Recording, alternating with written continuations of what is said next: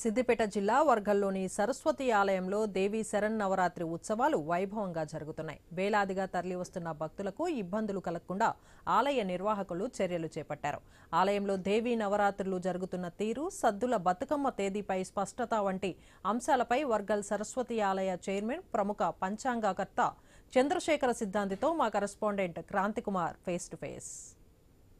Wargal Saraswati temple వ్యవస్థాపక chairman, ప్రముఖ సిద్ధాంతకర్త యాచవరం చంద్రశేఖర సిద్ధాంతి గారు ఉన్నారు. వారిని అడిగి సరస్వతి ఆలయంలో ఉత్సవాలు ఎలా జరుగుతున్నాయి, ఈ నవరాత్రి ఉత్సవాల ప్రత్యేకత ఏంటని వారిని అడిగి తెలుస్తున్నాం. గురుగారు, ప్రధానంగా మన వర్గల్ సరస్వతి క్షేత్రంలో ఈ నవరాత్రి ఉత్సవాలు ఎలా జరుగుతున్నాయి? అతి వైభవంగా 22 నుండి ఆరంభమై విజయదశమి వరకు కొనసాగుతాయి. విజయదశమి నాడు అమ్మవారి విజయ దర్శనంతో నవరాత్రుల కార్యక్రమం పూర్తవుతుంది.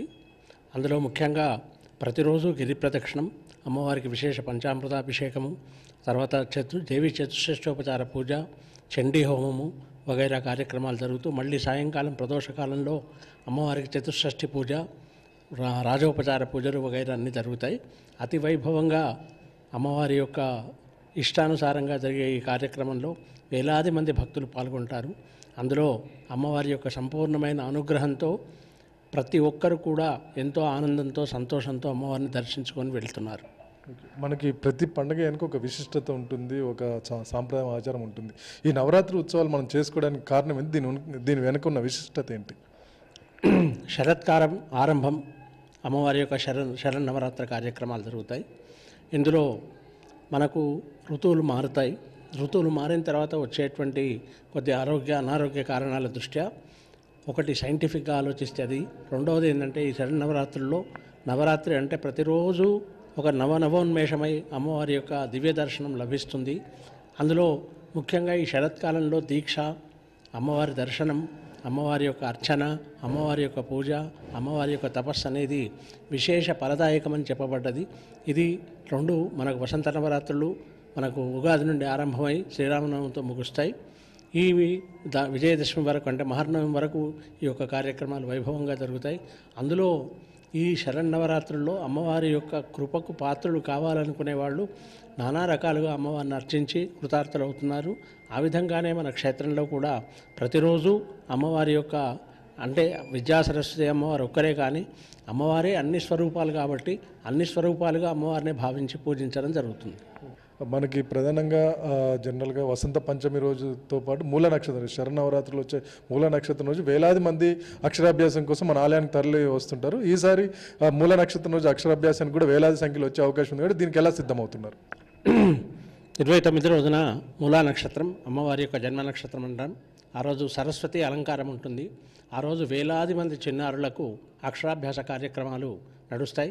ఇక్కడ అక్షరాభ్యాసాలకు కావాల్సిన ప్రతి ఏర్పాటు కూడా మా దేవాలయ కార్యకర్తలు, దేవాలయ కమిటీ సభ్యులందరికీ కూడా పర్యవేక్షిస్తూ ఎవరికి ఏ ఇబ్బంది రాకుండా అన్ని ఏర్పాట్లు చేయడం జరుగుతుంది. అందులో ముఖ్యంగా చిన్నారులు కాబట్టి వాళ్లకు దాహం అయితే ఏడుస్తారు కాబట్టి మంచినీళ్లతో సహా సప్లై చేయడం జరుగుతుంది. వాళ్ళ అక్షరాభ్యాసం పిదప అన్నప్రసాద వితరణ, అన్నప్రసాద భోజనము అన్నీ కూడా ఏర్పాటు చేయడం జరిగింది.